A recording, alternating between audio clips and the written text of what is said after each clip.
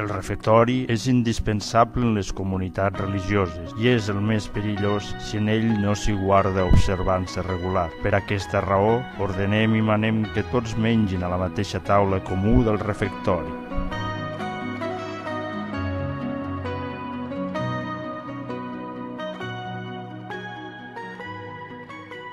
Abans de menjar i després es diran les oracions de benedicció i gràcies com en aquest ordre es disposa, i en el monestir sempre s'ha estilat. A la taula hi seran tots pels seus graus, i a tots igualment se'ls servirà el mateix àpat i beguda.